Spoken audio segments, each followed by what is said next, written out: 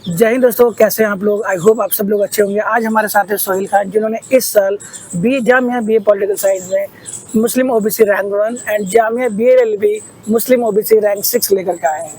तो Sohail Khan, I congratulate you for getting selected in Jamia BLLB and Jamia BA political science. Thank you sir. तो आइए हम लोग जानते हैं सोहेल की जर्नी के बारे में। इन्होंने जो लास्ट ईयर जो प्रिपरेशन जो अपनी शुरू की है, जैसा मुझे पता है कि आपने इस साल ड्रॉप आउट लिया है, Yes, 1 ईयर का ड्रॉप लिया था। Yes sir. तो 1 ईयर का ड्रॉप की जो इनकी स्टोरी है वो जानने की कोशिश करते हैं कि उन्होंने वो 1 ईयर का जो ड्रॉप है उन्होंने क्या क्या किया, क्योंकि लास्ट ईयर जो आपने एग्जाम दिया था उसमें आपकी क्या परफॉर्मेंस थी। सर जब मैं लास्ट ईयर एग्जाम दिया तो उसमें मेरा वेटिंग लिस्ट में नाम था। अच्छा, हाँ। किस कोर्स के अंदर। सर बीए एलएलबी के अंदर मेरे सेल्फ फाइनेंस में 61 वेटिंग थी। 61 वेटिंग, सबसे लास्ट वेटिंग आपकी थी। मतलब जामिया बीएलएलबी में वो भी सेल्फ फाइनेंस के अंदर। हाँ। 61। हाँ, सबसे लास्ट ओके। थी। एंड बीए पॉलिटिकल साइंस में सर उसमें मेरे मार्क्स कम थे कि वेटिंग में भी नाम नहीं था। ओके। तो देख सकते हैं लास्ट ईयर इनका बीए पॉलिटिकल साइंस में वेटिंग में भी नाम नहीं था। और जामिया बीएलएलबी की बात करें तो सेल्फ फाइनेंस में लास्ट जो रैंक था वो इन्हीं का था। तो काफी टूट गए हो गए आप अपनी परफॉर्मेंस को सर लेकर के। रिजल्ट देखने के बाद उदास तो होते हैं, उदासी आती है, निराशा आती है, मेहनत की नहीं हुआ। फिर मुझे लगा कि इतनी प्रेस्टिजियस यूनिवर्सिटी है, अच्छा कोर्स है, एक साल इस पर इन्वेस्ट किया जाए, एक साल लगाया जाए, मेहनत तैयार। Very nice. तो देख सकते हैं हिम्मत लेकर के, है ना, इन्होंने वो जर्नी शुरू करी। तो आइए जानते हैं फिर क्या हुआ। जैसा आपको पता है कि लास्ट ईयर जो एग्जाम जो हुआ था मई मंथ में हुआ था और रिजल्ट जुलाई में आया था। फिर आपने कैसे स्टार्ट किया। सर जब रिजल्ट आया उसके बाद मैंने दोबारा प्रिपरेशन चालू की, अपनी तैयारी दोबारा चालू की, अगस्त से चालू की। फिर मैंने सेल्फ स्टडी की सर, सेल्फ स्टडी पे फोकस किया। सेल्फ स्टडी में सबसे पहले आपने क्या प्लान किया, किस तरीके से आपने किया, किस सब्जेक्ट्स को प्रायोरिटी दी। सर सेल्फ स्टडी में मैंने लीगल और जीएस एंड करंट अफेयर को सबसे पहले प्रायोरिटी ली, उसके बाद इंग्लिश। मतलब करंट अफेयर्स आपने अगस्त से करना शुरू कर दिया। यस सर, अगस्त से करंट अफेयर्स आपने शुरू कर दिया। ओके। तो मतलब current affairs and static GK ही क्यों, व्हाई। सर करंट अफेयर और स्टैटिक जीके काफी इंपॉर्टेंट रोल प्ले करती है जामिया में। ओके। जैसे जीएस के जामिया में 40 क्वेश्चंस आते हैं और करंट अफेयर के 30 आते हैं। अगर आप दोनों को मिलाओ तो 70 क्वेश्चंस हो जाते हैं। बिल्कुल। बट जामिया कभी पैटर्न फॉलो नहीं करते। ये मैं एडवाइस बच्चों को बताता भी हूँ, जामिया कभी पैटर्न फॉलो नहीं करती। और जब भी आप लोग नेक्स्ट ईयर की प्रिपरेशन करें तो आप पहले पीवाई के बेस पे जो टॉपिक्स हैं उसको फॉलो करें, ना कि पैटर्न को। जी सर, है ना। तो आपको ये स्ट्रैटेजी रखनी, क्योंकि इस बार भी जामिया ने गड़बड़ किया। Yes sir. इस बार तो इन्होंने static GK and current affairs मिला करके लगभग 85 क्वेश्चंस के अराउंड 85 to 90 क्वेश्चंस तो आए थे इस बार भी, राइट। जी सर। तो ये काफी ज्यादा इंपॉर्टेंट बन जाता है। और मैं यही एडवाइस भी करता हूँ कि करंट अफेयर्स जब भी पढ़ो तो स्टैटिक जीके से रिलेट करके पढ़ना है। जैसे अगर कोई भी न्यूज है, ठीक है, अगर गवर्नमेंट से रिलेटेड न्यूज है, गवर्नर से रिलेटेड, और उसमें आया कि गवर्नर का बहुत इशू चल रहा है, तो वो ये नहीं पूछेंगे कौन से स्टेट में, ये पूछेंगे कि कौन से आर्टिकल में गवर्नर को मेंशन किया गया है। बिल्कुल। तो आर्टिकल, इंपॉर्टेंट आर्टिकल तो बन ही जाता है। उससे रिलेटेड कोई अगर इंपॉर्टेंट इश्यूज है तो वही है, करंट अफेयर्स पढ़ो तो उसका आपने उसको स्टैटिक जीके को रिलेट करते हुए हमें पढ़ना है। Very good. तो फिर उसके बाद क्या करा आपने। सर उसके बाद मैंने सेल्फ स्टडी करी और मेरे पास एक बुक थी, यूनिवर्सल गाइड। अच्छा, universal guide. Okay. Universal guide ना बहुत अच्छा है, मतलब उसमें सब कुछ एकदम प्रिसाइज वे में है। उसमें लीगल भी है तो मैंने वहाँ से लीगल पढ़ी, करंट जीके भी उसमें था। करंट तो मैं डेली पढ़ता था और मंथली पढ़ता था। ओके। तो सोहेल, ये तो हुई बात आपने करंट अफेयर्स की, लेकिन अभी आपने बताया कि आपने लीगल भी शुरू कर दिया। तो वाई लीगल, और भी तो सब्जेक्ट्स आते हैं, तो लीगल पे ही आपने क्यों वर्क किया। सर लीगल के भी अपने आप में बहुत वेटेज है, 40 क्वेश्चंस उसके भी आते हैं। ओके। बट इस बार तो सुना है क्वेश्चन ज्यादा नहीं आए। सर वही तो बात है, अभी हमने कहा ना कि जामिया पैटर्न फॉलो नहीं करता, यही शौक देने के लिए जामिया इतने टफ पेपर बनाता है। ओके। तो देख सकते हैं इन्होंने किस तरीके से प्रिपरेशन करी, और देखिए उसका जो रिजल्ट है वो आपके सामने है। और अभी वो जामिया में 2 कोर्स में, है ना, सिलेक्ट हो करके बैठे हैं। तो जो कॉन्स्टेंट मेहनत और शिद्दत के साथ जो उन्होंने प्रिपरेशन करने का एक एग्जाम्पल दिया है, आप लोग को इससे कुछ सीखना चाहिए। तो चलिए आगे बढ़ते हैं। फिर बाद आपने क्या किया, आपने जैसे स्टार्ट करी। सर मुझे MLS सुपर 30 के बारे के एग्जाम के बारे में पता चला था कि MLS जो है वो सुपर 30 के लिए एक एग्जाम कराता है। उसमें अगर आपने क्वालिफाई कर दिया तो आप फ्री में पढ़ोगे, MLS आपको फ्री में पढ़ाएगा। तो मुझे लगा कि मुझे इसका एंट्रेंस एग्जाम देना चाहिए। फिर मैंने एंट्रेंस एग्जाम दिया, बट अनफॉर्चुनेटली मैं क्वालिफाई नहीं कर पाया सर। फिर जब मैंने क्वालिफाई नहीं कर पाया फिर मैंने दोबारा से सेल्फ स्टडी चालू की।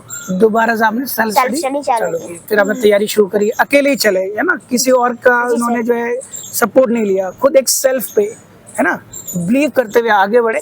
फिर एमएलएस का एग्जाम दिया, उसमें नहीं भी हो पाया इनका, फिर भी इनका कह सकते हो ना जो आत्मविश्वास है, मनोबल है, वो नहीं घटा, फिर उन्होंने सेल्फ स्टडी करी। जी सर। यस, फिर उसके आगे क्या करा बेटा आपने? फिर सर मैंने सेल्फ स्टडी करी, उसके आगे मैंने जो जीएस और मैंने टाइम टेबल एक बना लिया था अपना कि कितने घंटे किस सब्जेक्ट को देने हैं, क्योंकि सर हर सब्जेक्ट वो मायने रखता है, इम्पोर्टेंट होता है सर हर सब्जेक्ट।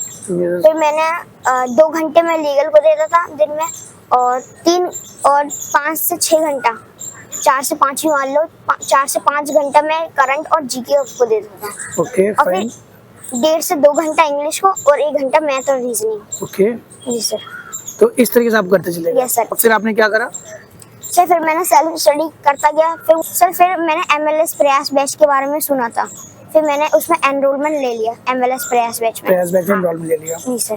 फिर आपकी फिर वहाँ से पढ़ाई होनी शुरू हो शुरू हो गई। गया सर। तो अब बताइए कि फिर आपने आगे किस तरीके से पढ़ाई करी? सर आगे मैंने एमएलएस क्लासेस होती थी डेली, तो गुफरान सर की क्लासेस होती थी इंग्लिश के लिए। इंग्लिश क्लास कैसी लगी आपको उनकी? सर गुफरान सर की क्लास मैं सही में बताऊं तो बहुत अच्छी थी, बहुत ज़्यादा अच्छी थी, क्योंकि वो बाकी टीचर्स क्या होते हैं सर ऐसे ऊपर से पढ़ाते हैं, मतलब उन्होंने एकदम ग्रामर का हर रूल बताया है, ग्रामर का रूल क्यों है और कैसे है। ये सर कभी भी आप तैयारी करो तो ये चीज़ याद रखो कि ये चीज़ है और है तो क्यों है। तो गुफरान सर ने इस चीज़ पे ज़्यादा फोकस किया, ग्रामर उन्होंने बहुत अच्छी पढ़ाई थी। अच्छा, हाँ तो ये तो हुई गुफरान सर की बात। अब आगे बढ़ते हैं। अभी जो फेज था वो कोचिंग से पहले का फेज था। Yes sir. अब कोचिंग के बाद तो हम बात करें करंट अफेयर्स के बारे में। तो करंट अफेयर्स आपने किस तरीके से उसको आपने प्रिपेयर किया? सर मैंने जीके टुडे से करंट अफेयर पढ़ा। GK today sir daily basis पे भी आता था और एक मंथली बेसिस पे। ओके। तो मैं डेली फॉलो करता था। कई बार क्या होता है कि डेली जो आप अगर मंथली बेसिस से फॉलो करोगे ना तो मंथली बेसिस पे कुछ ना कुछ छूट जाता है। तो मैं एक डेली बेसिस पे पढ़ता था, डेली उसको रिवाइज करता था और मंथली बेसिस पे पढ़ता था। और जीके टुडे के अलावा मैंने प्रयास मैगजीन, एमएलएस की प्रयास मैगजीन से भी पढ़ा है, और मैं डेली हिंदू पेपर एनालाइज पढ़ता था। चलो ठीक है, ये तो हो गया करंट अफेयर्स का। अब काफ़ी इंपॉर्टेंट क्वेश्चन बच्चे के माइंड में रहता है, और हम लोग देखते भी हैं जो बच्चे प्रिपरेशन करते हैं जीके के, लोग जीके को लेकर काफ़ी कंफ्यूज रहते हैं कि जीके हो किस तरह। आपने जीके किस तरीके से किया? सर अगर मैं जीके के बारे में बात करूं तो जीके अपने आप में समुंदर है, कितना भी पढ़ लो कम ही रहता है। तो इसके लिए मैंने क्या किया, जो मुझे लगा, मैंने 6th से लेके क्लास 12 तक एनसीईआरटी बुक पढ़ी थी जीके के लिए। आप मुझे बोला भी करते थे एनसीईआरटी Yes, के लिए। मैंने आपको हाँ, बताया भी मुझे था। याद है, आपने मुझे बोला था कि सर क्या एनसीईआरटी करना सही रहेगा, तो मैंने आपको बोला भी था Yes, कि sir. यस अगर आप लोग कर सकते हो तो क्लास 6 से लेके 12, क्योंकि जो बच्चे यूपीएससी की भी तैयारी करते हैं ना, तो अगर उनको जीके के ऊपर अपना बेस बनाना हो, अगर वो एनसीईआरटी करेंगे तो डेफिनेटली उनका काफी स्ट्रांग हो जाता है। तो अपने एनसीईआरटी Yes, sir. वगैरह अभी आप देखेंगे कि बहुत जब मैं फ्रिक्वेंटली इंटरव्यू करता रहता हूँ तो सोहेल मुझे पहला बच्चा मिला जो एनसीईआरटी के लिए बात करे, नहीं तो बाकी बच्चे जो है अलग अलग, जैसे लूसेंट हो गया, मनोहर पांडे हो गए, है ना, इन सब के नेम की तरफ भागते हैं बेसिकली, राइट। एंड सर मैं एनसीईआरटी की बात करूं तो एनसीईआरटी में कुछ बच्चे क्या करें, नोट्स बनाते हैं। नोट्स सर मुझे जो लगता है अपने मायने में जहाँ जरूरत है वहाँ नोट्स बनाओ, ज़्यादा नोट्स मैंने नहीं बनाए। मैंने क्या किया, एनसीईआरटीज हाईलाइटेड लिया, एनसीईआरटीज में जो की फैक्ट मिला, किससे क्वेश्चन बनता है, उसे अंडरलाइन कर दिया, और बाकी मैंने एनसीईआरटी कॉन्सेप्ट भी पढ़े थे। तो देख सकते हैं एनसीईआरटी में उन्होंने क्या बताया, वो हाईलाइट करते थे, राइट, जो की कॉन्सेप्ट्स वगैरह जो होता और है। सर साइड में जो एनसीईआरटी के जो भी एस्पिरेंट तैयारी कर रहे हैं, जो एनसीईआरटी अगर पढ़ेंगे तो एनसीईआरटी के साइड में ना बॉक्सेस जरूर होंगे, छोटे छोटे बॉक्सेस। छोटे-छोटे boxes उन होते हैं, बॉक्सेस को yes, yes. गलती से भी गलती ये मत करना कि भूल मत जाना, उन्हें पढ़ना जरूरी है। Right right right. तो आप देख सकते हैं एक आपके लिए एडवाइस है सोहेल की तरफ से, एनसीईआरटी पढ़ते हुए इस चीज़ों को आप ध्यान रखें। अच्छा, और फिर बाकी और क्या सोर्सेज थे आपके जीके के? एंड सर एमएलएस ने जीके की पीडीएफ प्रोवाइड कराई थी, और अच्छा। फैजल सर जो है वो हमारी जीके की क्लास लेते थे। ओके ओके, तो आपने वो फॉलो किया था? Yes sir. अगर जब हमारे सर फैजल सर पढ़ाते थे तो उसमें सर जीएस पढ़ाते थे, और जीएस के बाद सर उनकी क्वेश्चन प्रैक्टिस भी कराते थे, क्योंकि कई बार क्या होता है पढ़ के छोड़ देना सही नहीं होता। उनकी क्वेश्चन जब तक प्रैक्टिस नहीं होगी तब तक वो कॉन्सेप्ट माइंड में नहीं बैठेगा। ओके ओके, तो देख सकते हैं यानी रिवीजन जो है, हाँ, रिवीजन। प्रैक्टिस के बिना रिवीजन जो है वो अधूरा होता है। पर ठीक है। हाँ, तो सोहेल आप ये बताओ कि आपने लीगल के लिए क्या करा था? सर लीगल के लिए मैं बताऊं तो मैंने लाइव क्लासेस ली थी एमएलएस से ही, एंड मैंने यूनिवर्सल की बुक फॉलो करी थी। उसमें लीगल का जो पोर्शन होता है काफ़ी अच्छा होता है, मतलब उसमें टॉपिक के बाद क्वेश्चन प्रैक्टिस होते हैं और कुछ एमसीक्यू होते हैं काफ़ी, तो मैंने वहाँ से लीगल कवर किया था। Very good. सोहेल, तो आप ये बताओ कि जो एप्टीट्यूड और रीजनिंग वाला पार्ट है वो आपने कैसे किया? सर हर साल जामे में मैथ के और रीजनिंग के 10 क्वेश्चन रहते ओके। हैं। यस सर, तो उसे मैंने आपकी क्लासेस से किया था, आपने डेली क्लासेस ली थी मैथ एंड रीजनिंग की, उससे मैंने कवर किया था। अच्छा, उसी से कवर हाँ, किया। और सर क्लासेस लेने के बाद कुछ क्वेश्चंस भी देते थे, उनको भी हम सॉल्व करते थे। Okay okay. तो देखा आपने कि सोहेल ने किस तरीके से है ना अपनी जर्नी के बारे में बताया कि उन्होंने किस तरीके से प्रिपरेशन शुरू करी, है ना। बट वही है कि जो सेल्फ डिटर्मिनेशन जो होता है वो मैटर करता है। अगर आप रियली जो है जामिया या अलीगढ़ या किसी भी एग्ज़ाम को आप क्रैक करना चाहते हो, अगर अगले साल भी आप तैयारी करना चाहते हो, 2025 के एस्पिरेंट हो, तो आज से अपनी जर्नी शुरू करें, तभी जा कर के 1 साल के बाद जो है आपको उसका रिजल्ट मिलेगा।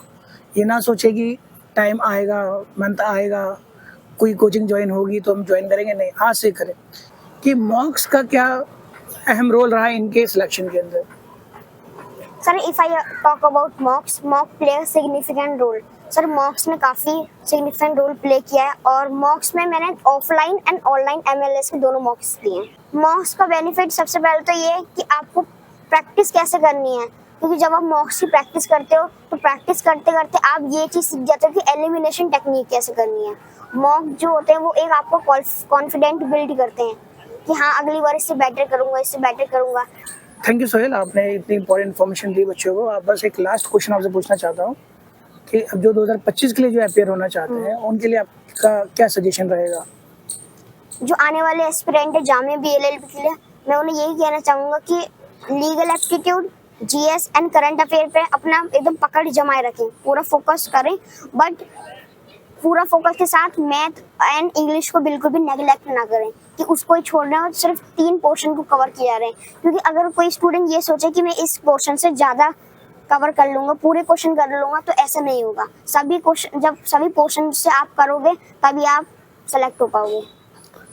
तो देख सकते हैं सोहेल ने आज काफ़ी इंपॉर्टेंट बात कही है। आप जो भी सोहेल ने बात बताई है तो आप इस चीज़ को फॉलो करें, और 2025 की अगर आप लोग तैयारी कर रहे हैं तो इन सारी बातों को ध्यान रखते हुए आगे अपनी जर्नी को लेकर के जाएं। एंड आई होप आपको ये वीडियो पसंद आई होगी। हम लोग मिलते हैं नेक्स्ट वीडियो में।